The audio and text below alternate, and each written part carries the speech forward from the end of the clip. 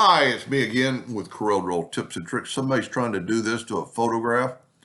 They did tell me that they just took this three girls off the internet, so it's a blank picture. They don't want to use the picture that they're going to use for the drawing.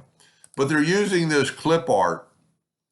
And so they've got two questions. The first one, when we trace this, outline trace clip art, it's a little different than normal.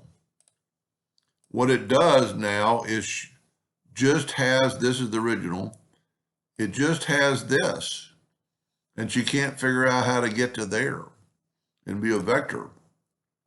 Well, if we make this a certain size, let's just, with our ratio, let's keep our ratio locked. And let's make it 4 inches. And then take a, doesn't really matter what size right now, I'm going to change it in a second. And get a 4-inch box and bring it down using the 4-sided cross. You don't even have to get it all, but go like right here. And then take your smart fill tool and fill that in, and wow, you've got the drip. Now we're too close to that edge, so what we're going to do is take our rectangle and get the 2-sided arrow and just bring that in a little bit and try it again. We don't want that. Now, we're not going to use any kind of blue, so we're just going to left click, right click. So that's our first question.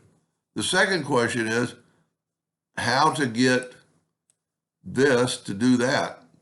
Because if you intersect it, we've got to go all the way to the top.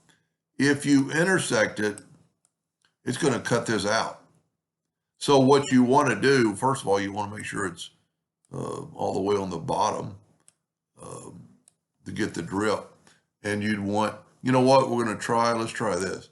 Let's go EC. And that put it in the center between the box because both of them are 4 inches. Now we can see the line, so it's there.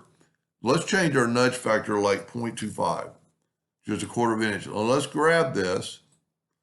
I didn't get it all. And let's nudge it down to wherever we think we want it. So that's good. Now, you can't just take this box and do this because it stretches out your drip. So if you'll take the shape tool and just grab those two nodes, holding down the control button so it'll be perpendicular. Now watch this. Now take your everything, select everything, and intersect it. Now there's your original template, and there's your new picture. I love it. I don't know the reasoning behind like a dripping paint, but maybe the picture of the people that they're going to put in or artist or whatever. That's pretty cool. Hope that helped her a little bit. Thank you for watching.